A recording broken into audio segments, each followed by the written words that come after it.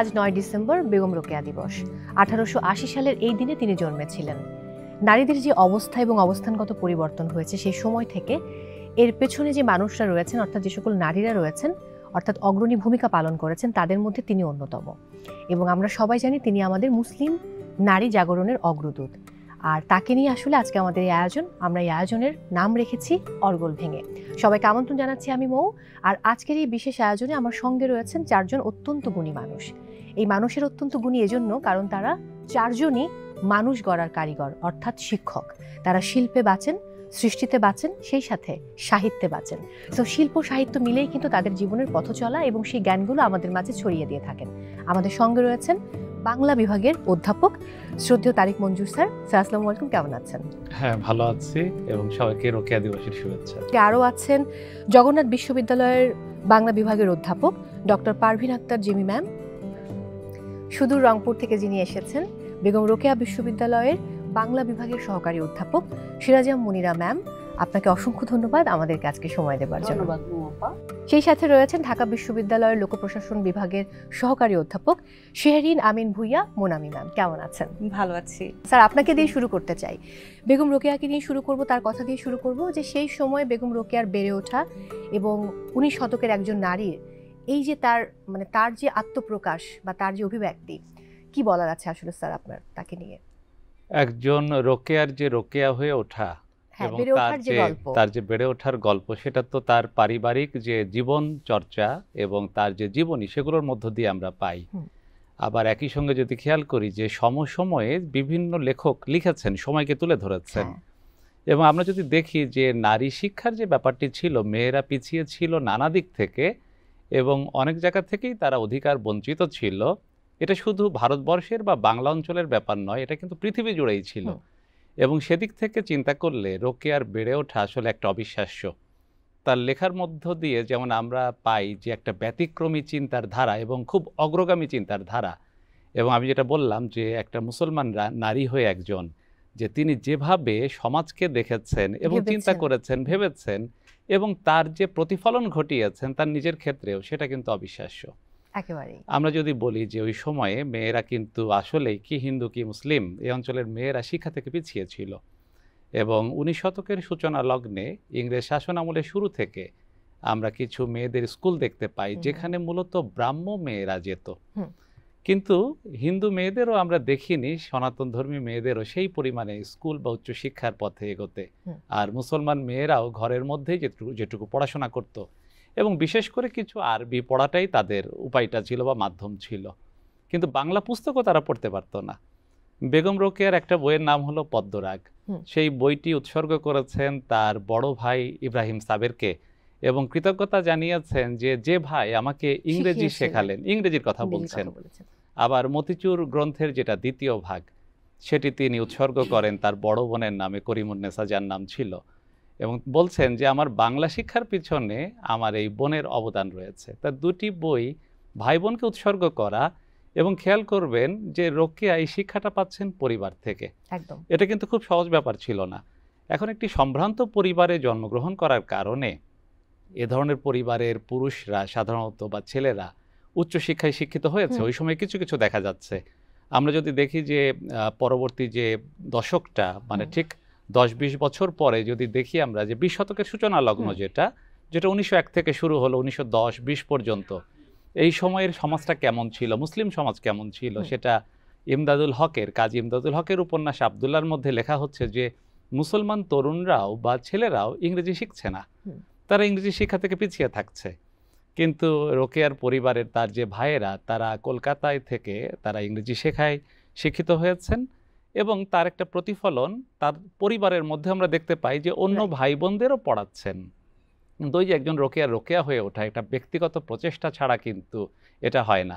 এবং রোকেয়ার মধ্যে কিন্তু সেই প্রতিভাও আমরা দেখব, তার নিজের মধ্যে যে প্রতিভা এবং কর্মোদ্যোগ, এমনকি তার যেসব সামাজিক উদ্যোগগুলো আমরা দেখি যে তিনি যখন সমাজে একা হয়ে পড়লেন, অর্থাৎ স্বামীকে হারালেন, এমনকি ভাগলপুরে তার যে শ্বশুর বাড়ি ছিল সেখানে যে স্কুল প্রতিষ্ঠা করতে চাইলেন, সেখান থেকে পারিবারিক সংঘাতের কারণে, শ্বশুর বাড়ির সংঘাতের কারণে সেখান থেকে আবার তিনি কলকাতায় চলে এলেন। এবং তিনি কিন্তু স্কুল প্রতিষ্ঠা করলেন। এটা কিন্তু সংগ্রামের ব্যাপার, একটা পরিবারের বিপরীতে দাঁড়িয়ে, সমাজের বিপরীতে দাঁড়িয়ে একজন নারী, সময়টা খুব ইম্পর্টেন্ট, যে ওই সময়টাতে খুবই গুরুত্বপূর্ণ। আমি বলছি সম্ভ্রান্ত পরিবারে জন্মগ্রহণ করা একটা নারী, তাকেও সংগ্রাম করতে হচ্ছে। ঠিক তাই। এবং বাংলাদেশের যদি দেখি আমরা, যেসব নারী আরেকটু পিছিয়ে থাকা, বিশেষ করে অর্থনীতির দিক থেকে, তাদের অবস্থা তো আরো শোচনীয় ছিল বা খারাপ ছিল বলতেই হবে, শিক্ষা বলি আর অন্যান্য অধিকারের প্রশ্ন বলি।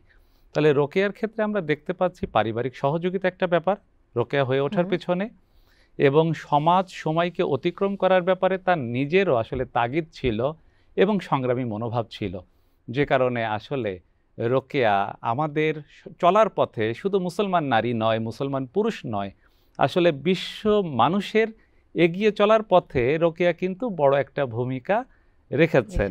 যদি আমি একটু তার সাহিত্যের যে তার জাগরণ, সেই সাহিত্য জাগরণ নিয়ে বলতে বলি, বা তার সাহিত্যের যে জায়গাটা, কি বলবেন তাহলে? 19বিংশ শতাব্দীর সময়টা কেমন ছিল বা পটভূমিটা কেমন ছিল?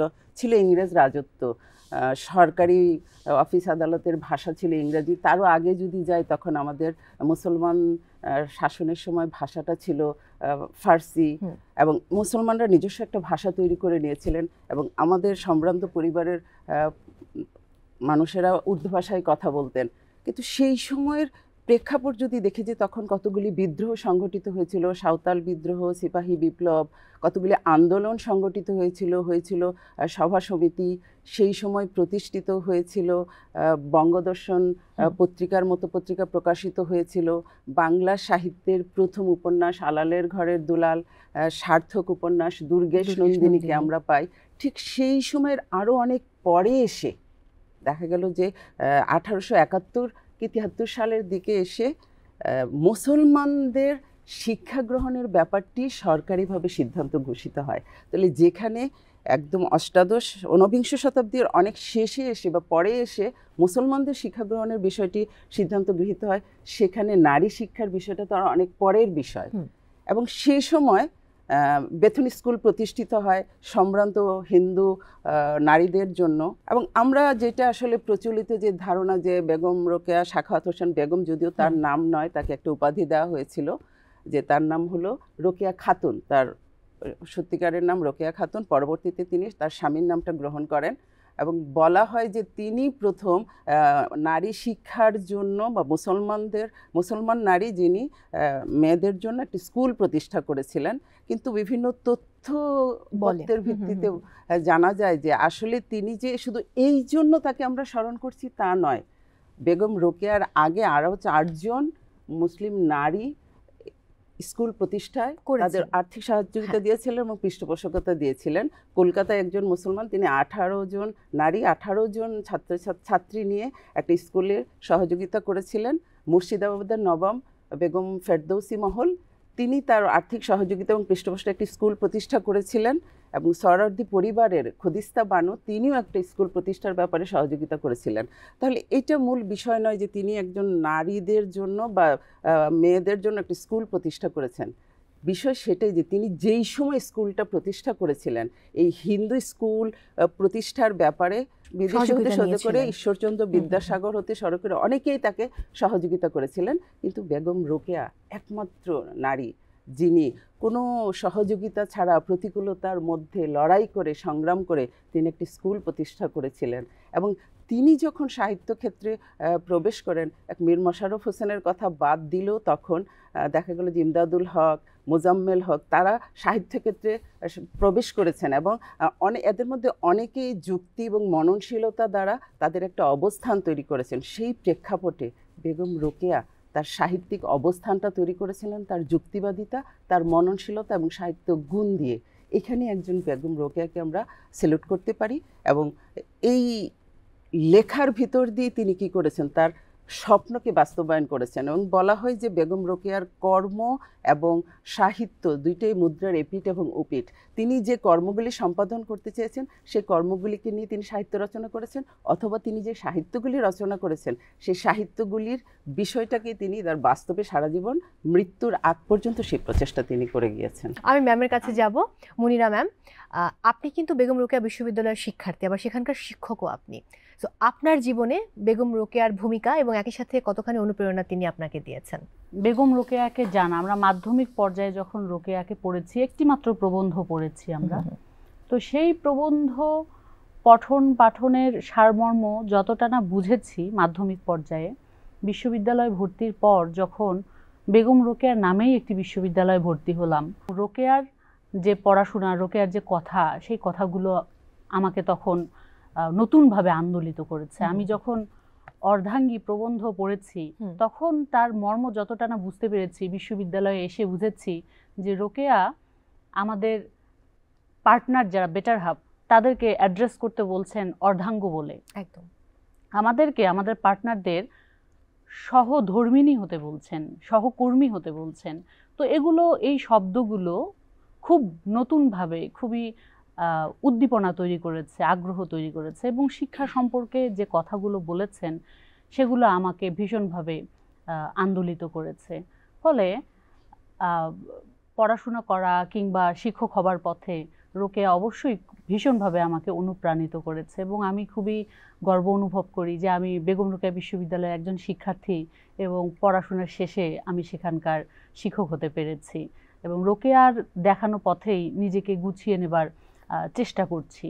তো রোকেয়ার কোন ধরনের চিন্তা ভাবনা কিংবা কি ধরনের শিক্ষা দ্বারা আমি অনুপ্রাণিত হয়েছি? রোকেয়া যখন বলছেন যে নারীদেরকেই জেগে উঠতে বলছেন, ওই সময় রোকেয়া যে সময় থেকে লেখালেখি করেছেন তারও আগে 1864, 1867 এই সময়ের ভিতরে জ্ঞানদানন্দিনী দেবী, কাদম্বিনী দেবী, তারা কিন্তু তাদের বাড়ির যে পরিবেশ, সেই পরিবেশ থেকে বেরিয়ে এসে সামাজিক বাধাকে উপেক্ষা করে তারা কিন্তু ঘোড়ায় চড়েছেন, হাই হিল জুতো পরেছেন, ফ্রান্স থেকে টেইলর নিয়ে এসে নতুন ধরনের ব্লাউজ পরার প্রচলন শুরু করেছে। ফলে রোকেয়া যে শুরু করেছেন বিষয়টি এরকম নয়, আবার এটি ভীষণভাবে প্রযোজ্য যে ইংরেজি শিক্ষা বা ইংরেজ শাসনের প্রতিষ্ঠার ফলে, রেনেসাঁ সংঘটিত হওয়ার ফলে আমাদের এই অঞ্চলের যে সকল মানুষ খুব দ্রুত ইংরেজি ভাষাটাকে গ্রহণ করেছে, তারা অর্থনৈতিক এবং সামাজিকভাবে অনেক বেশি এগিয়ে গিয়েছে। সেই জায়গায় ম্যাডাম উল্লেখ করেছেন যে মুসলমান সম্প্রদায় বা মুসলমান নারীরা কিংবা মুসলমান পুরুষেরাও অনেকখানি পিছিয়ে ছিল।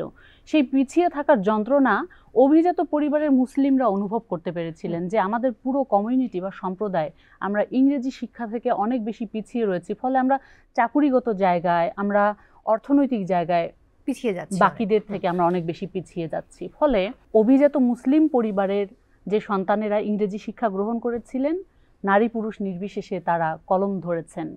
তো এই ক্ষেত্রে আমি রোকেয়াকে ভীষণভাবে মনে করি যে ঈশ্বরচন্দ্র বিদ্যাসাগর কিংবা রাজা রামমোহন রায় তারা যতখানি না সাহিত্যিক, তার থেকে অনেক বেশি সমাজ সংস্কারক। তো রোকেয়ার প্রধান কর্তব্যটাই ছিল সমাজকে সংস্কার করা।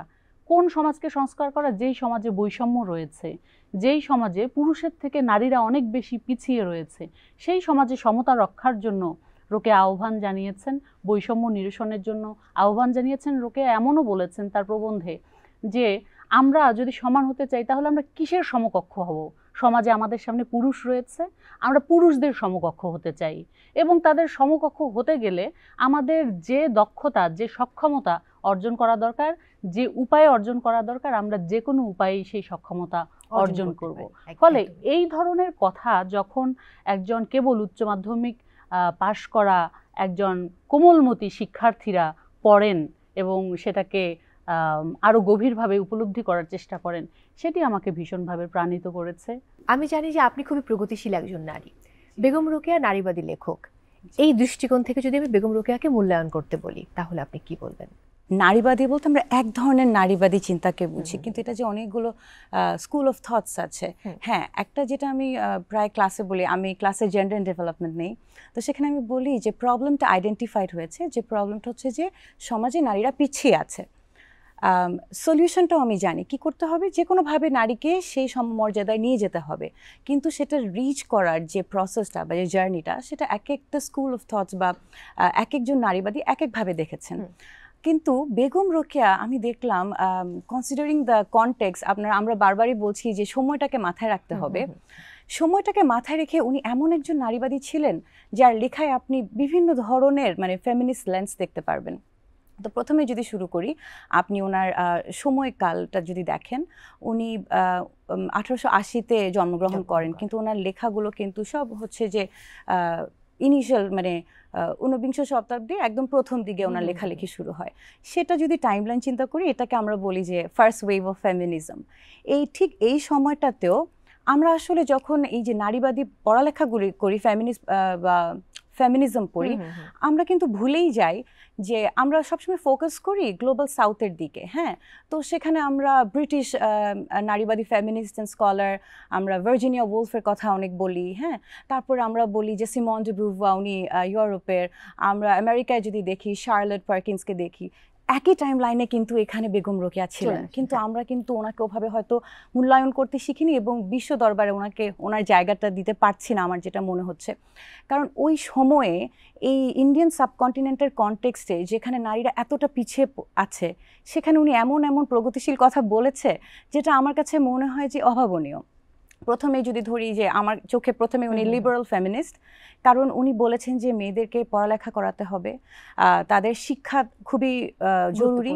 উনি বলেছেন যে সহচারী, সহধর্মী, সহকর্মী হওয়ার জন্য যা করা লাগে, এবং প্রথম ধাপটা হচ্ছে তার এডুকেশন। তারপর উনি বলেছেন যে এরপরে যদি চাকরিও করা লাগে তাহলে মেয়েরা সেটাও করবে। হ্যাঁ, মেয়েরা ধান কাটবে, মেয়েরা অফিসে চাকরি করবে, মেয়েরা নার্সের কৃষিকাজ করবে, নার্সের কাজ করবে। তার মানে উনি তখনই বলছেন যে সমাজের বিভিন্ন সেক্টরস, হ্যাঁ, এমপ্লয়মেন্টে মেয়েদেরকে যোগ দিতে হবে, যদি তা করে তাকে সম মর্যাদা পাওয়ার জন্য তা যদি করা লাগে।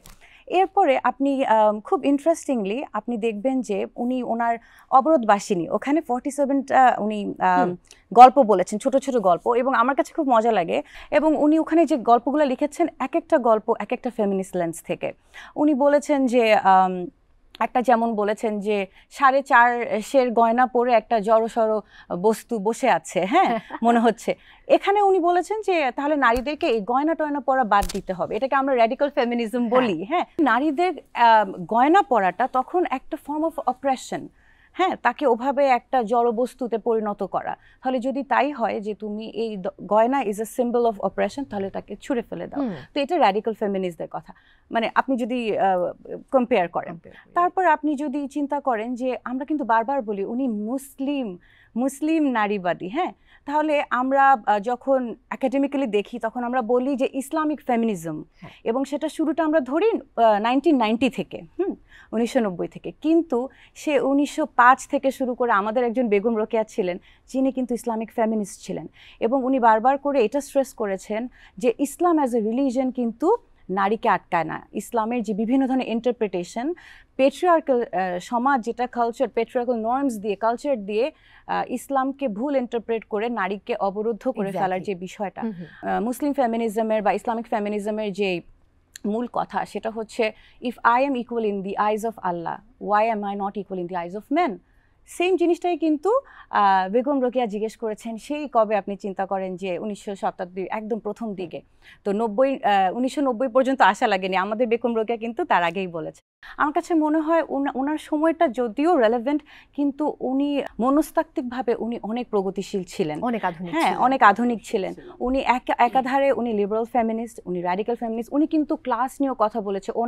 ওনার আই থিঙ্ক 2 বা 3 নাম্বার অবরোধবাসিনী 2 বা 3 নাম্বার গল্পটাতে উনি বলেছেন যে পুরুষদের থেকে তো পর্দা করতেই হয়, সাথে সাথে আবার নারীদের থেকেও করতে হয়। তার মানে যে কাবুলি একজন, হ্যাঁ, অপরিচিত নারী যদি আসে, একজন কাবুলি মহিলা ওনাদের বাসায় এসেছিলেন, তো দৌড়াদৌড়ি লেগে গিয়েছিল কোথায় লুকাবে। তাহলে যে মেয়েদেরকে, নারীদেরকে যে বিভিন্ন গ্রুপে ভাঙা হচ্ছে এবং তাদেরকে এই যে সেগ্রেগেশন করা হচ্ছে, নারীদের থেকেও নারীদেরকে পর্দা করতে বলা হচ্ছে, এটা যে কতটা অহেতুক হতে পারে, এবং তারপরে একটা ক্লাসিজম প্র্যাকটিস। হ্যাঁ, তার মানে মার্কসিস্ট ফেমিনিজম। তাহলে আমার কাছে তো উনি একজন ফেনোমেনাল মানুষ, যিনি সেই সময়ে বসে উনি এত সুন্দর করে আসলে নারীর এম্পাওয়ারমেন্টকে দেখেছে। বিভিন্ন লেখকের গদ্যের ভাষার কিন্তু আপনি পর্যবেক্ষণ করেন, সেই জায়গা থেকে যদি আমি বেগম রোকেয়ার গদ্যের ভাষা পর্যবেক্ষণ করতে বলি তাহলে কি বলবেন? কোনো লেখকের যখন আমরা ভাষা পর্যবেক্ষণ করি তার একটা বিষয়গত দিক থাকে, আর একটা হলো ঠিক ভাষিক দিক থাকে। তা বেগম রোকেয়ার লেখার মধ্যে যে নারীবাদের প্রসঙ্গটা আজকের আলোচনার মধ্যেও এলো, এটা কিন্তু একটা গুরুত্বপূর্ণ ব্যাপার। কারণ এই সুলতানাস ড্রিম এটা কিন্তু শুধু বাংলাদেশে পড়ানো হয় তা নয়, বাংলাদেশের বাইরে ভারতের একাধিক বিশ্ববিদ্যালয় আছে আমি জানি পড়ানো হয়, এমনকি যুক্তরাজ্যের, আমেরিকার, এমনকি অস্ট্রেলিয়ার বিশ্ববিদ্যালয়েও এই সুলতানাজ ড্রিম নারীবাদী পাঠ হিসেবে পড়ানো হয়।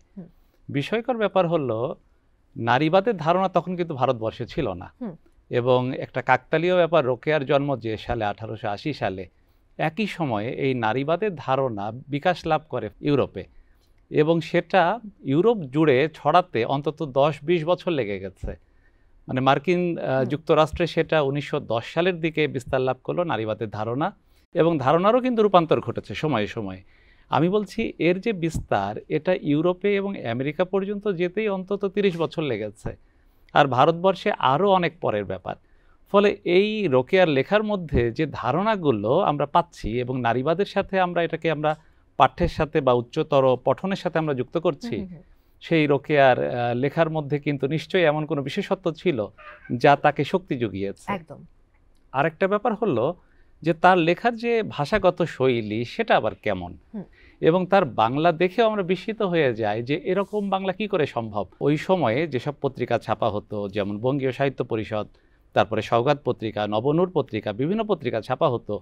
একটা পত্রিকায় কলকাতা থেকে বের হচ্ছে, তখন লেখা হচ্ছে যে বেগম রোকেয়া নকল করছেন ভাষা। কার ভাষা?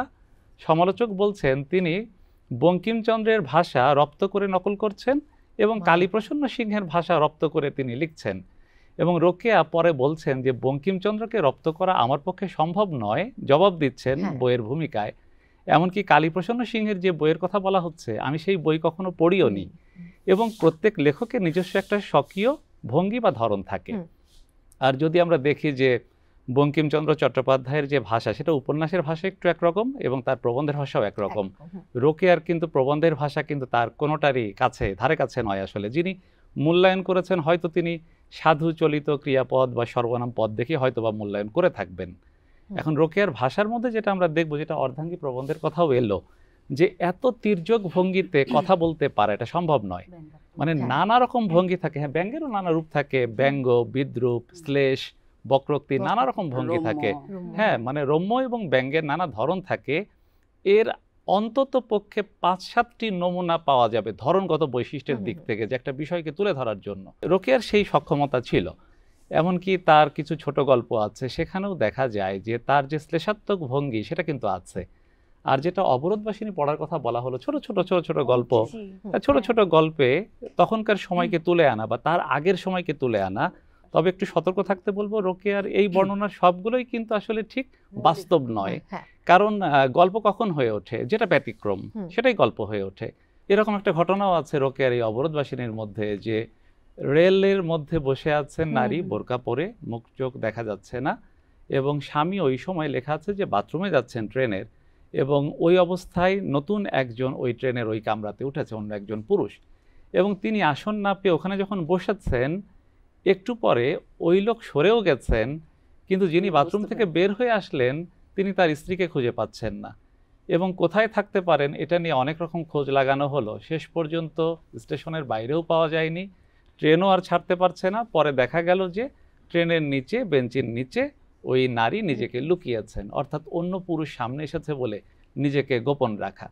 তা এখন এই যে গল্পচ্ছলে বেগম রোকেয়া যে সময়টা ধরেছেন, আমি বলছি যে পুরোপুরি সবগুলোকে আমাদের পুরো সত্য বলে গ্রহণ করা কঠিন, কারণ গল্প মাত্রই তার মধ্যে ব্যতিক্রম বিষয়গুলো প্রাধান্য পায়, এবং কল্পনা এবং রচনার ভঙ্গির কারণেও অনেক কিছু বাড়তি হয়ে যায়, কিন্তু এর বাস্তবতাকে অস্বীকার করা যাবে না। তাহলে রোকেয়ার যে ভাষা ভঙ্গি, সেটা আসলে আমার মনে হয় এক অর্ধাঙ্গী প্রবন্ধ দিয়েই যাচাই করা সম্ভব।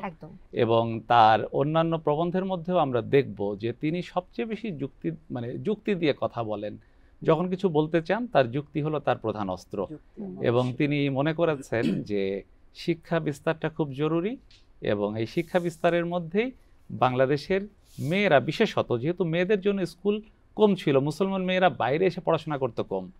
বিদ্যাসাগরের যে উদ্যোগ ছিল, যেটা আপাও বলছিলেন, সরকারি উদ্যোগে অনেকগুলো মডেল স্কুল চালু করা হয়েছিল, প্রায় 35টার মতো মেয়েদের স্কুল, যদিও মেয়ে ছাত্রী ছিল না, পাওয়া যেত না, কিন্তু প্রতিষ্ঠা করা হয়েছিল। কিন্তু মুসলমানদের জন্য আলাদা করে যে উদ্যোগ, সেটা রোকেয়াকে নিতেই হয়েছিল, যে কারণে তার প্রথমে মাত্র 5 জন ছাত্রী ছিল, পরে যখন কলকাতায় এলেন ভাগলপুর থেকে, নতুন জায়গায় স্থানান্তর করলেন রোকেয়া সাখাওয়াত মেমোরিয়াল স্কুল, সেখানে তার স্বামীর নামে, সাখাওয়াত মেমোরিয়াল স্কুল, সেখানে পরে তিনি পেলেন প্রথম দফায় 8 জন, এরকম 8 জন 10 জন করে আস্তে আস্তে বেড়েছে স্কুলের ছাত্রী সংখ্যা।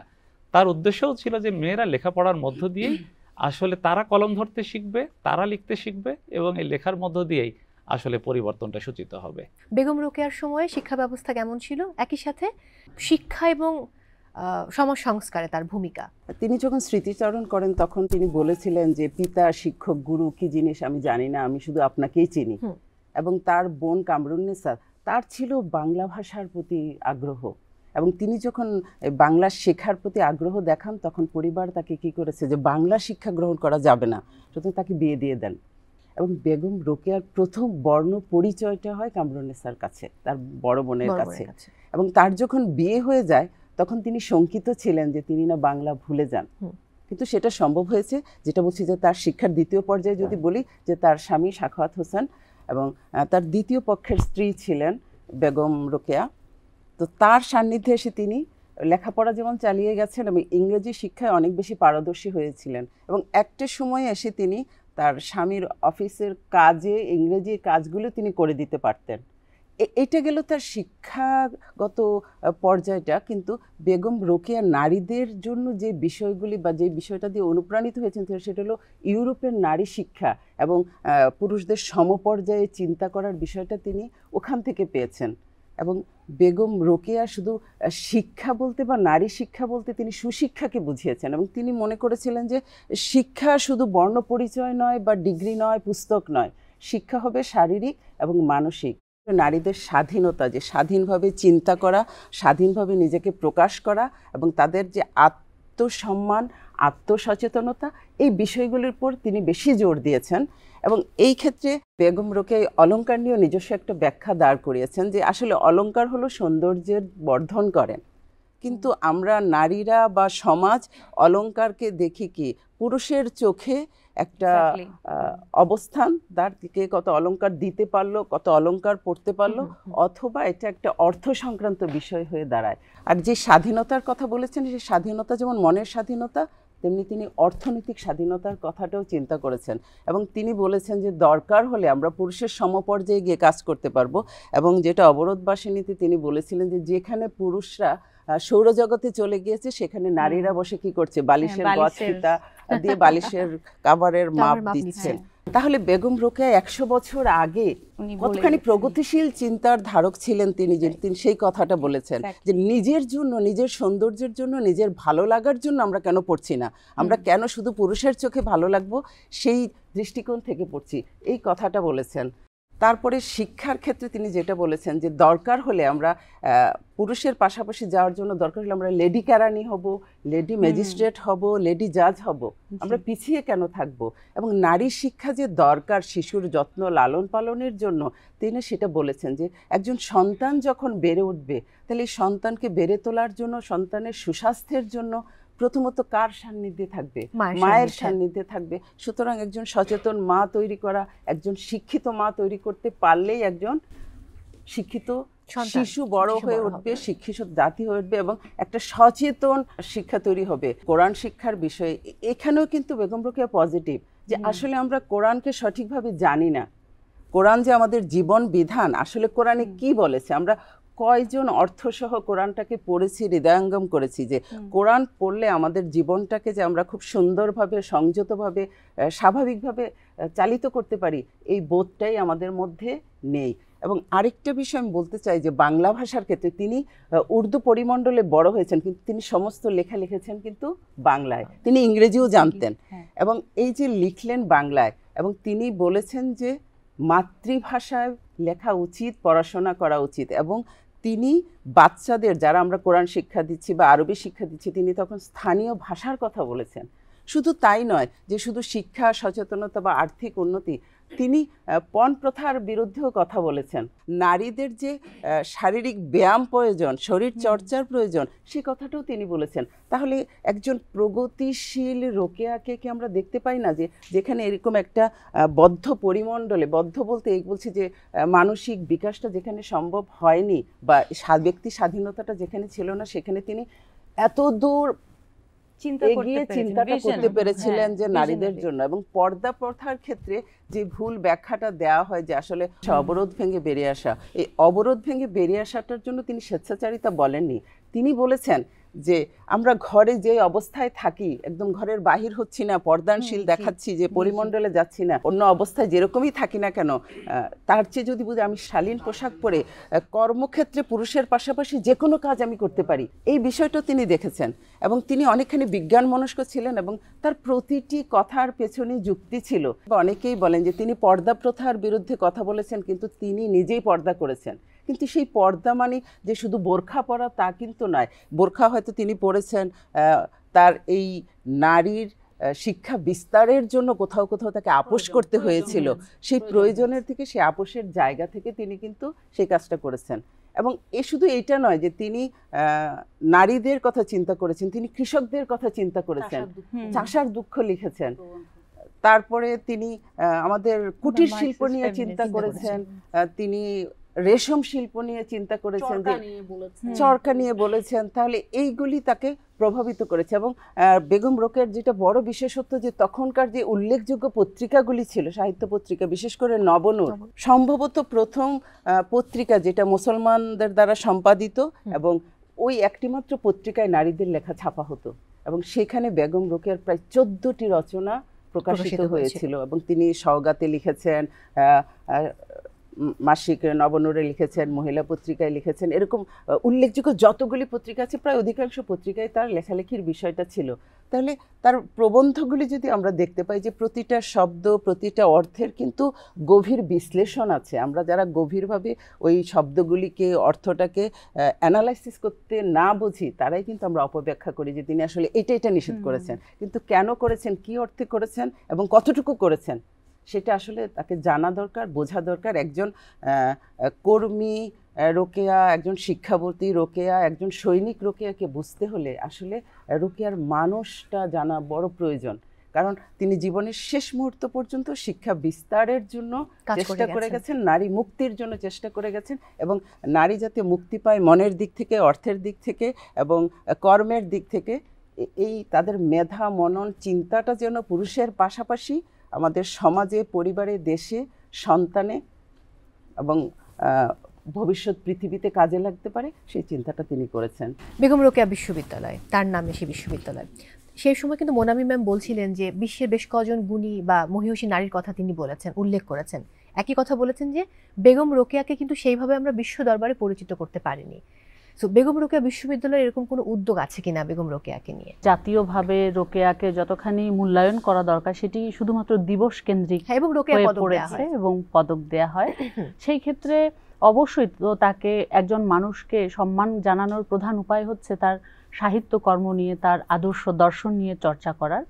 আমরা বেগম রোকেয়া বিশ্ববিদ্যালয়ে রোকেয়া অধ্যয়ন নামে একটি কোর্স পড়ানো হয়, আমরা সেটি পড়াই। এবং তার পাশাপাশি ফ্যাকাল্টি হিসেবে আমরা রোকেয়ার উপর গবেষণা নিজেরা করি এবং ছাত্রদেরকেও উৎসাহিত করি। এবং রোকেয়া দিবস উপলক্ষে আমরা একটি স্মরণিকা বের করি রোকেয়ার উপরে। এরকম উদ্যোগগুলো আমরা ইউনিভার্সিটির পক্ষ থেকে, বিশ্ববিদ্যালয়ের পক্ষ থেকে গ্রহণ করছি। এটাকে একটু যদি আমি একটু ব্যক্তি কথা বলি, যে আরেকটু বিস্তৃতভাবে করার এবং সেখানে সরকারের কোনো পৃষ্ঠপোষকতা বা সহযোগিতার দরকার হয়, সেই রকম কিছু ভেবেছেন কিনা, যে কোনো প্রস্তাবনা দেয়া? খুবই অতি সম্প্রতি বেগম রোকেয়ার যে স্মৃতিকেন্দ্র রয়েছে পায়রাবন্দে, তো সেটার সঙ্গে বিশ্ববিদ্যালয়ের একটি সমঝোতা স্মারক হয়েছে। তো আমরা আশা করছি যে সামনের দিনগুলোতে আরো বেশি সেটাকে কার্যকরী করে তুলবার ক্ষেত্রে আমরা একটি সুযোগ পাবো। সোশ্যাল অ্যাক্টিভিস্ট, মানে আমরা সবাই জানি যে তিনি আসলে একজন সমাজ সংস্কারক ছিলেন, এবং সেই সময় তো ফেসবুক ছিল না, সামাজিক যোগাযোগ মাধ্যম ছিল না, এত সহজে মানুষের কাছে পৌঁছানো যেত না। তারপরেও তিনি ওই সময়ে এত প্রতিকূলতার মধ্যে থেকে কিন্তু কাজ করেছেন সমাজের জন্য, নারীর জন্য, মানুষের জন্য।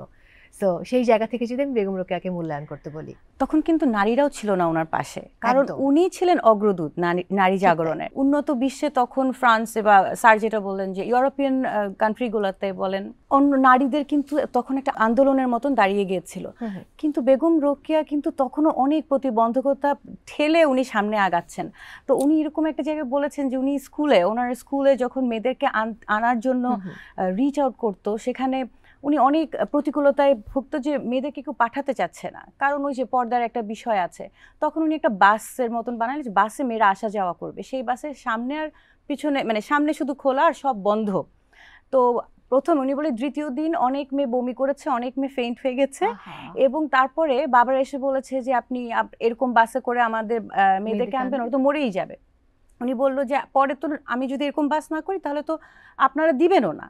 পক্ষান্তরে আবারও অন্যান্য সংগঠন, যেগুলো পুরুষ চালিত সংগঠন, তারা ওনাকে চিঠি দিল যে আপনি এরকম বাসে যদি আরও মোটা পর্দা না দেন, বাতাসে পর্দা উড়ে যাবে, আমরা কিন্তু স্কুল বন্ধ করে দিব। তার মানে তখনকার একটা সময়ে এই মানে উভয় সংকট অবস্থায় উনি যেভাবে সংগ্রাম করে গিয়েছেন নারীর শিক্ষা, নারীর এম্পাওয়ারমেন্টের জন্য, সেটা অভাবনীয়। তার চেয়েও বড় কথা হচ্ছে যে উনি কিন্তু চেষ্টা করেছেন যে নারীদেরকে একত্র করার। সো তখনকার দিনে এই যে নারীদেরকে একত্র হতে বলা এবং নারীর বিভিন্ন ক্ষেত্রে নারীকে আরও এগিয়ে নিয়ে যাওয়া, সেটা শিক্ষা হোক, সেটা কর্মক্ষেত্র হোক, সেটা একটা অনেক বড় স্টেপ। শিক্ষার ক্ষেত্রে দু ধরনের কথা বলেছেন, যে শিক্ষাটাকে আমরা পুঁথিগতভাবে যেন না নেই, সেটার একটি যেন প্রায়োগিক দিক থাকে, যেটির উপর রোকেয়া সবসময় জোর দিয়েছেন। যে আর্থিকভাবে স্বাধীনতা মানে শুধু আমি অবরোধ ভেঙে বাইরে এলাম সেই স্বাধীনতা কিন্তু নয়, বরং আর্থিকভাবে স্বাধীন হওয়ার কথা বলেছেন, আত্মিক মুক্তির কথা বলেছেন, মানসিক মুক্তির কথা বলেছেন, এবং বলেছেন যে আমরা তখনই অযোগ্য হব যদি আমরা আমাদের আত্মার বিকাশটা না ঘটাই। এবং এই আত্মার বিকাশ ঘটানোর জন্য শিক্ষাটাকে তিনি মাধ্যম হিসেবে বিবেচনা করেছেন, যে আমরা যদি প্রকৃত শিক্ষায় শিক্ষিত হই, আমরা যদি সত্যের সাধনা করি, তাহলে আমাদের যেমন ঘুষ, দুর্নীতি, যেগুলো আসলে আমাদেরকে শিক্ষিত মানুষদেরকেও কলাপস করে ফেলছে, তাহলে আমরা যদি প্রকৃত শিক্ষাটা গ্রহণ করি, তাহলে এই ধরনের যেগুলো লোভ লালসা, সেগুলো আমাদেরকে আক্রমণ করবে না। এবং বলেছেন যে বুক ঠুকিয়া বলো মা, আমরা পশু নই, বলো ভগিনী, আমরা আসবাব নই, বলো কন্যে, আমরা জড়োয়া কিংবা অলংকারের মতো সিন্ধুকে থাকিবার বস্তু নই, সমস্বরে বলো আমরা মানুষ। এই যে এই কথাটা তিনি বলেছেন, নারীদেরকে উদ্দেশ্য করে বলছেন যে আমাদেরকে মানুষ হবার জন্য আহ্বান জানাচ্ছেন। এই আহ্বান এখনকার সময় বসে আমরা শিহরিত হচ্ছি যে এই আহ্বান তিনি ওই সময় জানিয়েছেন। এবং ম্যাডাম আর একটা প্রসঙ্গ বলেছেন যে মার্ক্সীয় তত্ত্ব ফেমিনিজমে তিনি প্রসঙ্গটা উল্লেখ করেছেন। তিনি এই বিষয়টাকে এভাবে উল্লেখ করেছেন যে মার্ক্সীয় রাজনীতিতে প্রলেতারিয়েত বা সাবঅল্টার্ন, যারা নিম্নবর্গের নিম্নবিত্তের মানুষ, তাদেরকে একটা শ্রেণী ধরে এবং তাদের অর্থনৈতিক বিকাশের ক্ষেত্রটাকে, তার লড়াই সংগ্রাম, অধিকার আদায়টাকে বলা হয় যে প্রলেতারিয়েত লিটারেচার বলা হয়। কিন্তু তাহলে এখানে আমরা মার্ক্সীয় ফেমিনিজমটা কিভাবে পাই? কারণ নারী গোষ্ঠীটাকে আসলে একটা পুরুষতান্ত্রিক সমাজ কর্তৃক নিগৃহীত হচ্ছে, অত্যাচারিত হচ্ছে। সেই অত্যাচারের জায়গা থেকে বেরিয়ে আসবার যে আহ্বান, এটাকে আমরা অ্যাড্রেস করছি মার্ক্সীয় ফেমিনিজম নামে। বেগম রোকেয়ার যে স্বপ্নটা ছিল যে নারী জাগরণ বা প্রগতিশীলতা, সেই সময়ের যারা প্রগতিশীল বা সমাজ সংস্কারক নারী ছিলেন তারা অনেকেই কিন্তু সেখানে লেখাপড়া করেছেন। বিশেষ করে আনোয়ারা বাহার চৌধুরী, এন মাসুদা খানম, তার কথা বলছি। এবং তিনি যে কথা বললেন যে আমরা মানুষ, এবং এটা তিনি অনেক কষ্টের থেকে বলেছেন যে যেখানে সমাজ পশু নিবারণী রক্ষা করছে, কমিটি করছে, আর সেখানে আমরা মানে নারী রক্ষা সমিতি করছি, তাহলে নারীকে রক্ষা করার জন্য সমিতি করতে হবে, এর চেয়ে অপমানজনক নারীর জন্য আর কিছুই হতে পারে না। এবং তিনি ওইখানে বক্তৃতা দিতে গিয়ে বলছেন যে যেখানে নারীরা এই অবস্থায় আছে তাদের হয়ে আমি কিছুই করতে পারছি না, আমি সেটা কথা বলারও যোগ্য নই। তো আসলে এখনকার প্রেক্ষাপটে অ্যাক্টিভিজম আমাদের জন্য অনেক সহজ, কারণ আমরা জানি আমাদের সাথে আরো অনেকে আছে, যাতে করে আমাদের ভয়েসটা আরো জোরালো হয়। কিন্তু তখনকার সময়ে যেখানে শুধুমাত্র সামাজিক বা কালচারাল নর্মস না, রিলিজিয়াস নর্মস সব কিছু মিলে কিন্তু উনি যে ধরনের প্রতিবন্ধকতা ফেস করেছিলেন, তিনি কিন্তু তারপরও চালিয়ে গেছেন। এবং উনি স্কুলটা যেন আরও বেশি বিকশিত হয়, নারীর শিক্ষার দিকে খেয়াল করা, নারীকে বিভিন্ন ক্ষেত্রে চাকরি জীবনে কিভাবে তারা নিজেকে প্রতিষ্ঠা করবে, এবং পাশাপাশি তারা কমিউনিটি রোল, নারীর যে কমিউনিটি রোল, যে সেই কমিউনিটি, উনি কিন্তু একলা নিজেকে নিয়ে চিন্তা করেননি। উনি কিন্তু প্রথমে স্কুলটা যখন করলেন উনি অনেক চিন্তায় ছিলেন যে আচ্ছা আমি তো কখনো সিস্টেমেটিক স্কুল চালাইনি, তাহলে আমি কি করব, 5টা থেকে 8টা থেকে নিয়ে 100টা স্টুডেন্ট ওনার কাছে আসলো। এই স্টুডেন্টগুলোকে জোগাড় করা, ফ্যামিলিকে যে অ্যাপ্রোচ করা, এই যে উনি কমিউনিটিকে একলা আগানো না, কারণ উনি তো জমিদার বংশের ছিলেন, হ্যাঁ, তো উনি অলরেডি এলিট ছিলেন। তো এলিট ফিমেলদের তো মানে একটা থাকেই যে একটা অ্যাডভান্টেজ, কিন্তু বিভিন্ন ধরনের নারীদেরকে এনে স্কুলে শিক্ষা দিয়ে বা ইমানসিপেশনের যে বিষয়টা, হ্যাঁ, এডুকেশন দিয়ে উনি যে আগে, তার মানে উনি কমিউনিটি রোল প্লে করেছেন। উনি তখনকার সময় একজন সোশ্যাল অ্যাক্টিভিস্ট ছিলেন। এবং আমার মনে হয় এই পুরো জায়গায় আমরা একবারও মেনশন করিনি সাখাওয়াত হোসেনেরও একটা রোল আছে, ওনার ভাইয়ের একটা বড় ভাইয়ের রোল আছে, অবশ্যই ওনার দিদিরও রোল আছে।